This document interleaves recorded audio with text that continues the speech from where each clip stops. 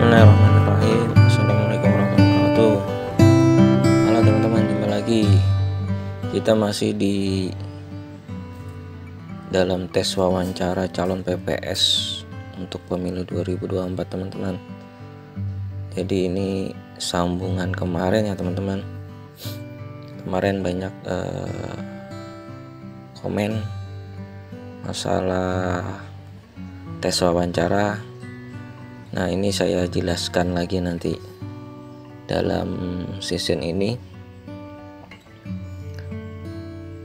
Jadi ada teman-teman yang masih tes CAT, semoga bisa melewatinya dengan baik dan bisa lanjut ke tes wawancara.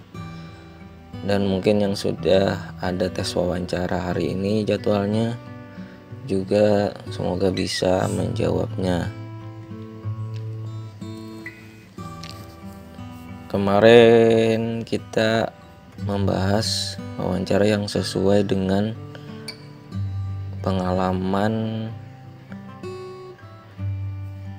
tes PPS sebelumnya ya teman-teman. Itu diambil dari referensi teman-teman, PPK, juga saya sendiri dalam tahun-tahun berikutnya. Jadi saya kumpulkan, saya rangkum, jadi seperti itulah.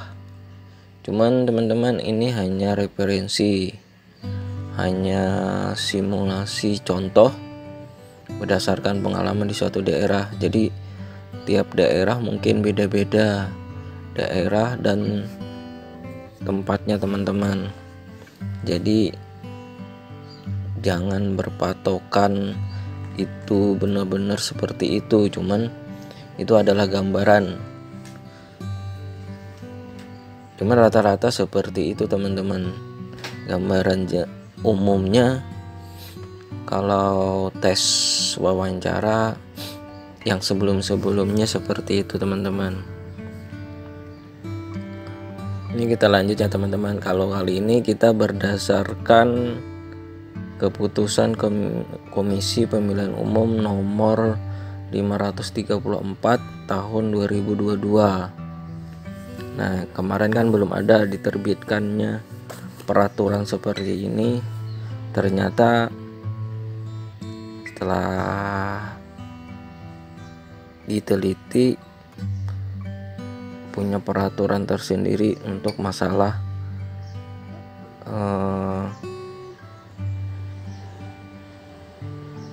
kisi-kisi wawancara untuk pemilu 2024 teman-teman. Nah, jadi bisa di-download teman-teman untuk peraturannya. Itu ada di website KPU resminya. Dan juga biasanya banyak orang teman-teman juga menyajikan keputusan seperti ini teman-teman. Nah, ini terdapat pada halaman 14 teman-teman, pembentukan PPK dan PPS. Cuman lebih jelasnya nanti ada di halaman 18 teman-teman. Pembentukan PPK dan PPS teman-teman. Nah, di poin 8 pada halaman 18 itu wawancara calon anggota PPK dan PPS. Pada tahapan wawancara calon PPK dan PPS KPU kabupaten kota. Nah, untuk materi itu ada di poin A, menyiapkan materi seleksi wawancara yang mencakup: 1. Mengetahui kepemiluan. Yang kedua, komitmen yang mencakup integritas, independensi, dan profesionalitas. Yang ketiga, rekam jejak calon anggota PPK dan PPS. Yang keempat, klarifikasi tanggapan dan masukan masyarakat. Nah, itu teman-teman untuk materi dan kisi-kisi wawancara yang berdasarkan peraturan KPU tahun 2022 teman-teman. Kalau yang B ini melakukan pewawancara itu PPK paling lambat 3 hari terhitung sejak tahapan pengumuman hasil seleksi tertulis. Yang C-nya menugaskan PPK melakukan wawancara terhadap calon anggota PPS pada wilayah kerjanya. Nah, yang nanti yang bertugas untuk wawancara yaitu PPK, teman-teman. Jadi teman-teman kalau misalnya itu kenal dengan PPK-nya, itu merupakan poin penting juga, teman-teman. Karena kebiasaan itu PPK dari tahun-tahun biasanya berlanjut, dan juga kalau misalnya PPS-nya sudah berpengalaman juga pasti ketemu untuk PPK-nya, teman-teman. Jadi untuk D, melakukan wawancara pada wilayah daerah kabupaten kota setempat dan dapat menggunakan perangkat teknologi. Nah, jadi kemungkinan ada pakai perangkat teknologi, mungkin komputer, alat peraga dan sebagainya. Yang E, melakukan penilaian dengan mengisi formulir wawancara sebagaimana tercantum dalam lampiran 2. Nah, itu teman-teman. Yang D-nya melakukan wawancara pada wilayah daerah kabupaten kota setempat dan dapat menggunakan perangkat teknologi informasi. Teman. Yang F, menentukan peringkat calon PPK dan PPS berdasarkan hasil wawancara yang dituangkan dalam berita acara paling lambat 1 hari setelah pelaksanaan. Nah, nanti kalau sudah wawancara itu akan di ranking, teman-teman. Dari misalnya 6 itu akan ada perankingan. Gunanya perankingan ini, teman-teman, kalau misalnya 1, 2, 3 itu otomatis akan jadi terpilih. Yang 4, 5, 6 itu nanti sebagai cadangan. Suatu saat dia berhalangan atau terdapat sesuatu hal, maka yang cadangannya itu akan naik. Itu banyak terjadi, teman-teman. Misalnya sewaktu-waktu, antar waktu, atau misalnya dia sudah jalan berapa bulan, ternyata ada kendala, mereka ada masalah, otomatis itu akan diberhentikan dan akan digantikan dengan peringkat yang berikutnya. Nah, jadi itu seperti itu, teman-teman. Nah, jadi kita ulas secara tuntas, teman-teman, hari ini. Jadi untuk materi seleksi wawancara yang kita bicarakan hari ini yaitu 1, pengetahuan kepemiluan. Yang kedua, komitmen yang mencakup integritas, independensi, dan profesionalitas. Yang ketiga, rekam jejak calon anggota PPK atau PPS dan klarifikasi tanggapan dan masukan masyarakat, teman-teman. Nah, kita ulas satu-satu, teman. Yang 1, untuk pengetahuan kepemiluan. Nah, kemarin kan sudah saya jelaskan untuk kepemiluan itu seperti apa. Jadi nanti kalau misalnya belum jelas bisa lihat video sebelumnya. Cuman hari ini saya jelaskan lagi. Pertama yaitu harus mengetahui tentang kepemiluan tahun sebelumnya, teman-teman. Kalau misalnya dia sudah berpengalaman, pasti nanti tahu pengalaman dia kerja PPS itu tahun sebelumnya. Cuman kalau misalnya dia belum berpengalaman, paling tidak dia mengetahui tentang kepemiluan, masalah kinerja PPS, masalah kinerja nanti KPPS-nya yang di bawahnya. Setelah itu apa kerja pantarley, itu, teman-teman. Jadi harus mengetahui kerja dari PPS itu sendiri, harus menguasai. Selain itu juga dia tahu badan pengawas Bawaslu-nya itu juga, teman-teman. Kalau dulu kan PPL, kalau sekarang kan PKD, pengawas kecamatan desa. Itu pasti ada interaksinya nantinya, teman-teman, apa wewenangnya dan apa yang harus dihindari kalau misalnya nanti suatu saat ada temuan. Jadi itu, teman-teman. Yang poin 2 itu tugas, wewenang, dan tanggung jawab PPS itu apa saja. Itu sudah terangkum dalam peraturan pemilu, teman-teman. Nanti flash balik, teman-teman, untuk di video sebelumnya ada, teman-teman. Tugas, wewenang, dan tanggung jawab PPS. Yang ketiga itu pemilu kapan dilaksanakan. Nah, itu harus tahu teman-teman. Pemilu 2024 itu tanggal dan bulannya harus tahu. Kalau sesuai dengan peraturan itu tanggal 14 Februari 2024 teman-teman. Jadi kita patokan ingat hari pelantian teman-teman. Jadi 14 Februari 2024. Jadi itu teman-teman untuk hari tanggal pelaksanaan pemilu 2024. Dan memilih apa saja teman-teman. Nah, juga itu harus tahu. Jangan nanti tes blank sama sekali, nggak tahu apa-apa yang harus kita jalankan. Jadi untuk memilih tahun 2024 itu yaitu presiden dan wakil presiden, DPR, DPRD, DPR, MPR, DPR provinsi, DPR kabupaten. Jadi itu teman-teman. Jadi harus tahu teman-teman yang dipilih. Cuman mungkin ada di wilayah tertentu itu hampir bersamaan dengan pilkada, pemilihan kepala daerah. Cuman kebiasaan untuk pilkada biasanya dipisah dalam beberapa bulan kemudian. Jadi itu teman-teman. Jadi harus tahu ya teman-teman yang memilih apa saja, yaitu presiden dan wakil presiden, DPR pusat, DPR provinsi, DPR kabupaten. Nah, yang kedua teman-teman, komitmen yang mencakup integritas, independensi, dan profesionalitas. Jadi gini teman-teman. Jadi untuk komitmen itu biasanya ceritakan tentang karakter pribadi Anda sampai dengan pekerjaan kita sekarang, pekerjaan pokok kita apa. Jadi harus ceritakan sedetail-detailnya teman-teman. Misalnya kita saat ini sedang kuliah atau bekerja di suatu perusahaan yang tidak terlalu mengganggu, atau kita sedang honorer, diceritakan teman-teman. Kita atau bekerja swasta, pedagang, atau kita sedang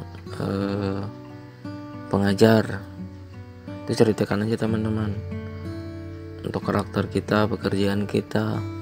Karena para pewawancara pasti menilai karakter kita itu seperti apa di mata mereka, dengan menceritakan dengan tegas, dengan lugas, dengan pedenya. Itu nanti akan menggambarkan karakter kita yang sebenarnya teman-teman. Jadi jangan diam, jangan terpaku kita tidak punya pengetahuan apa-apa. Jadi harus benar-benar tegas teman-teman. Harus kita menceritakan dengan lantang. Yang kedua, motivasi apa saja yang mendorong kita masuk PPS, dan kalau sudah terpilih bagaimana. Nah, motivasi apa saja yang mendorong kita masuk PPS? Kan pasti ada kita motivasi. Contohnya kita ingin berpartisipasi dalam mensukseskan pemilu 2024.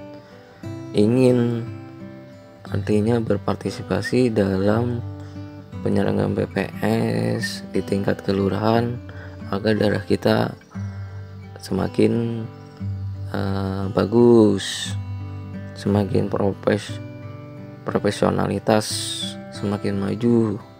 Itu teman-teman. Kalau kita PPS-nya bagus, otomatis daerahnya juga bagus teman-teman, karena tidak ada kendala. Nah, visi dan misinya juga teman-teman harus kita jelaskan. Visi kita apa, misi kita apa. Misalnya visi kita sama tadi tentang memajukan daerah kita teman-teman. Misi kita ingin artinya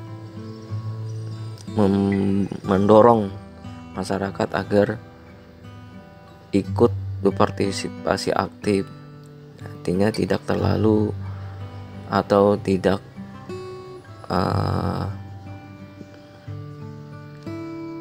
menyepelekan masalah pemilu. Jadi paling tidak harus bersemangat dalam mensukseskan pesta demokrasi tahun 2024 teman-teman. Jadi itu teman-teman.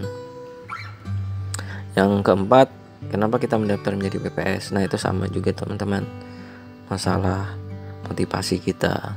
Kenapa kita mendaftar jadi PPS?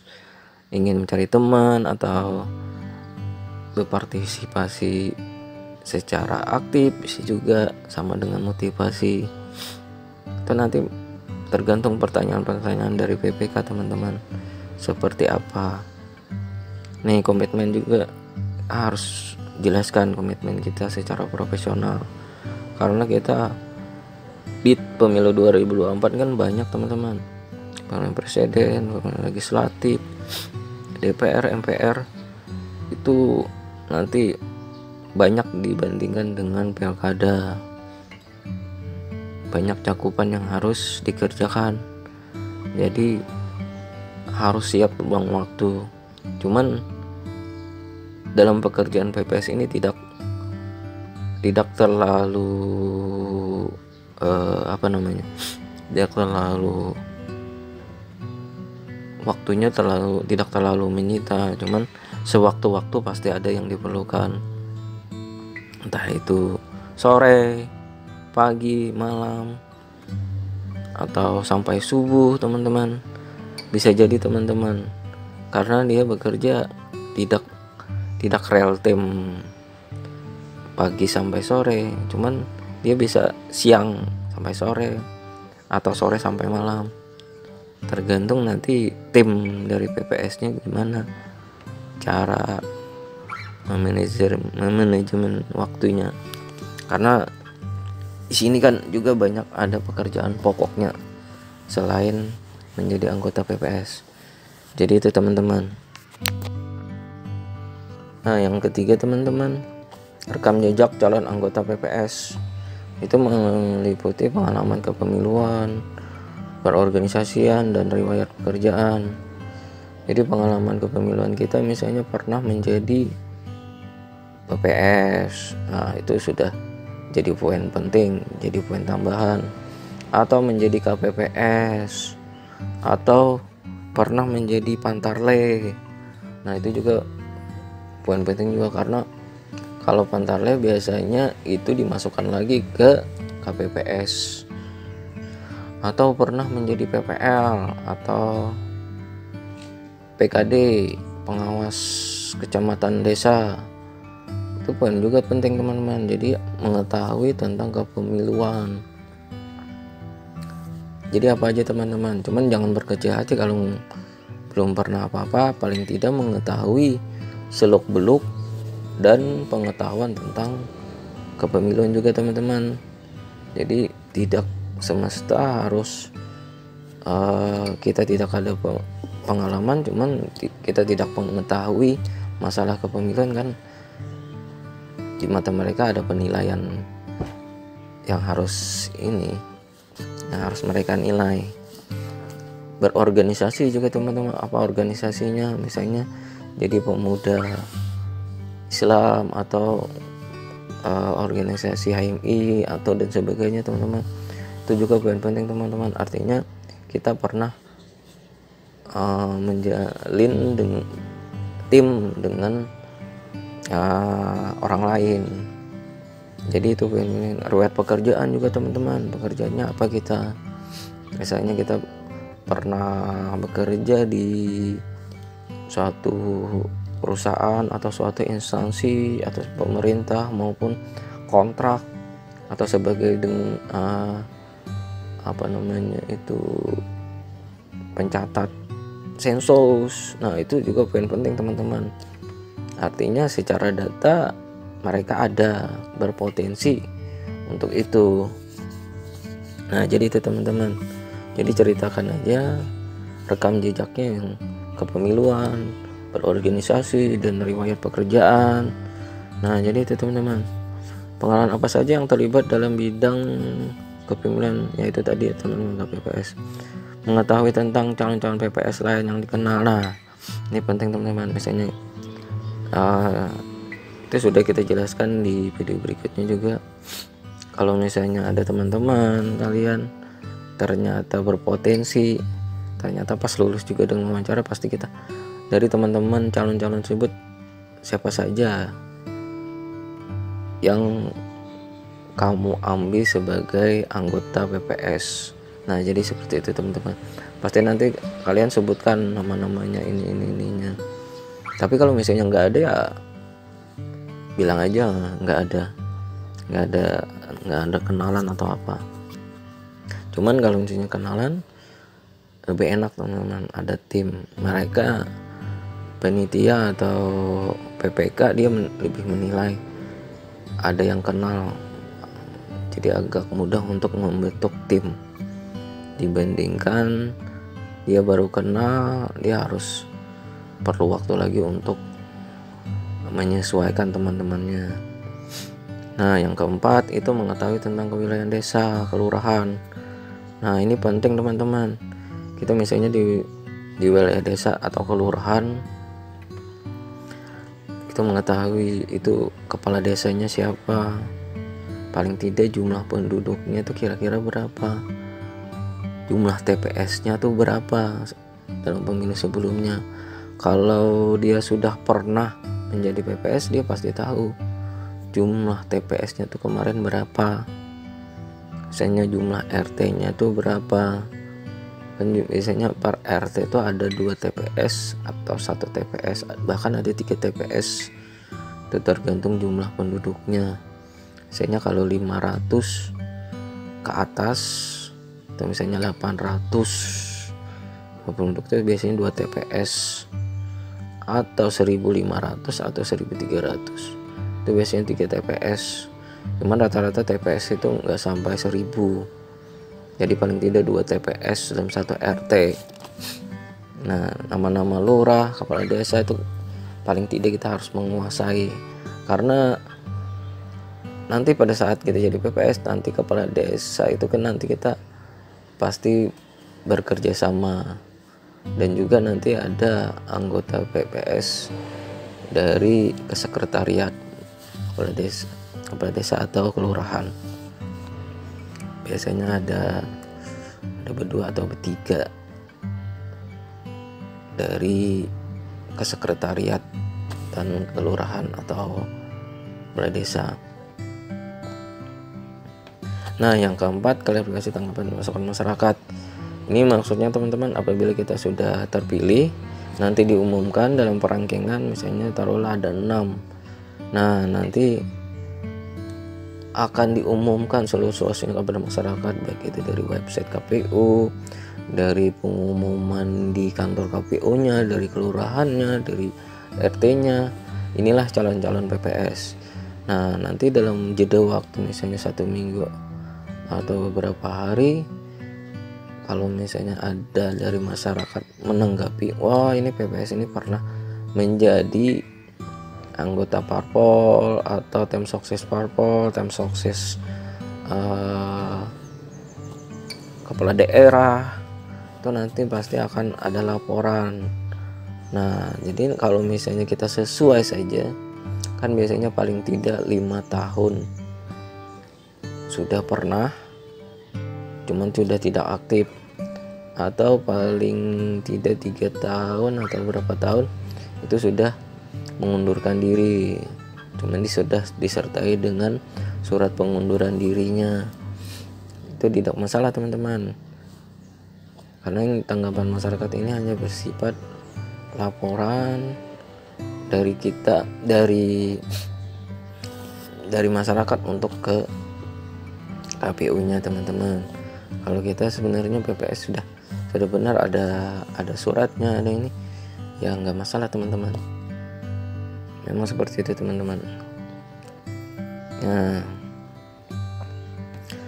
Nah, yang terakhir ini masalah IT. Jadi harus menguasai juga teman-teman masalah IT, yaitu komputer. Cuman di sini yang paling berpengaruh itu harus Microsoft Excel teman-teman. Kemarin kan sudah dijelaskan untuk masalah Excel. Cuman untuk MS Word, MS PowerPoint juga paling tidak harus menguasai lah.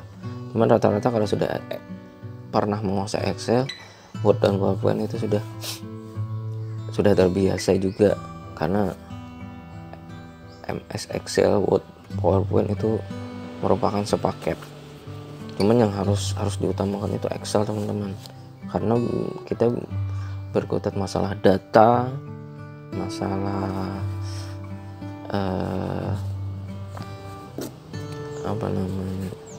hitung-hitungan itu di Excel teman-teman. Nah, untuk tes komputer ini saya jelaskan lagi teman-teman. Saya ingatkan kembali, kemarin para wawancara biasanya menuliskan deskripsi itu seperti ini teman-teman. TPS 1 partai A 123, partai B 134, partai C 231, partai D 234, partai E 267, partai F 351 dan seterusnya teman-teman. TPS 1, TPS 2, TPS 3, TPS 3. Nah, itu akan dibuat tabel teman-teman. Jadi pertanyaannya buatlah tabel atau kolom dan jumlahkan masing-masing partai dan masing-masing TPS. Nah, jadi membuat tabel atau kolom itu seperti ini teman-teman. Nah, ini soalnya kan teman-teman, TPS 1 partai A partai B. Nah, jadi kalau diolah tabel itu terasa simpel teman-teman dan mudah untuk memahami dari jumlahan ini teman-teman. Nah, kalau ini harus di-sum teman-teman, bukan manual. Nah, ini teman-teman.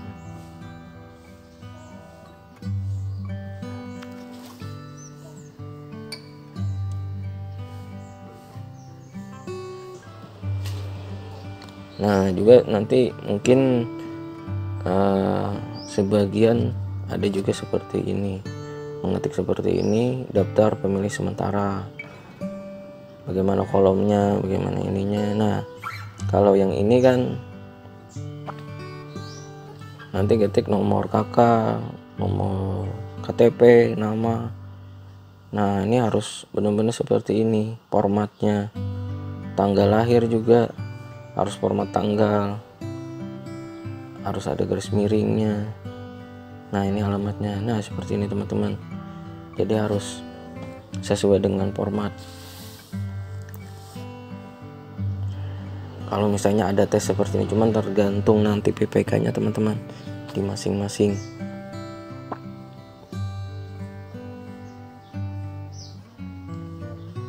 Nah, jadi itu teman-teman untuk tes wawancara. Kemarin kan ada pertanyaan, bagaimana bang kalau misalnya wanitanya 1 cuman laki-lakinya ada 5, apakah wanitanya itu dapat lulus 100%? Nah, itu kalau itu tergantung dari PPK teman-teman.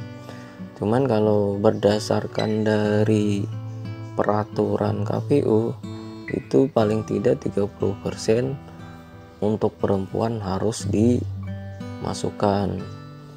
Jadi tergantung dari nanti wawancara teman-teman. Kalau wanita perempuannya itu sesuai dengan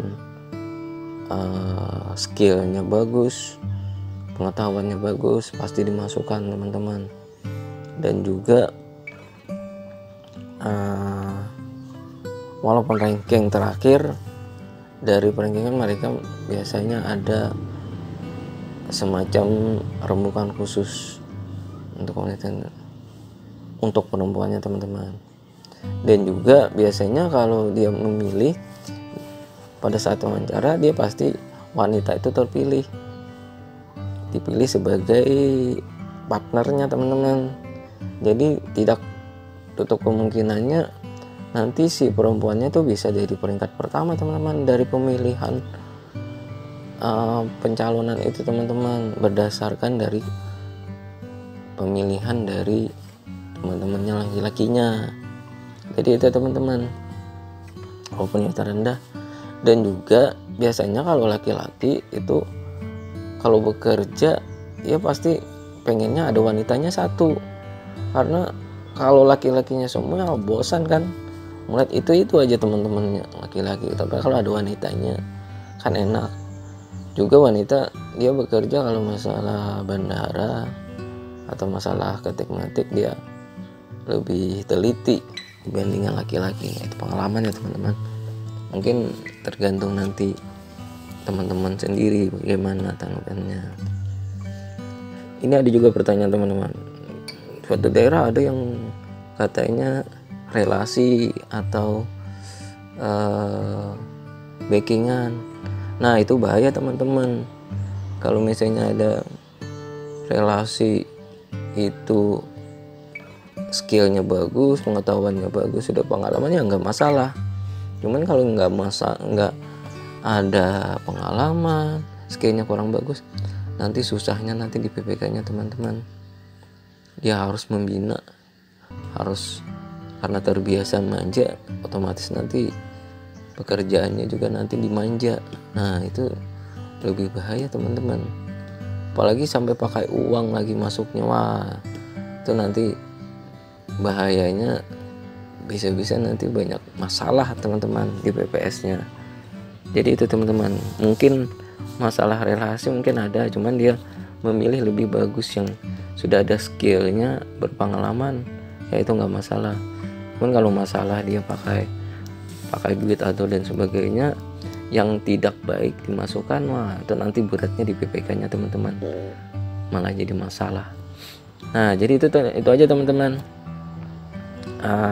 sekilas balik dan tambahan dari tes kisi-kisi dari tes wawancaranya teman-teman.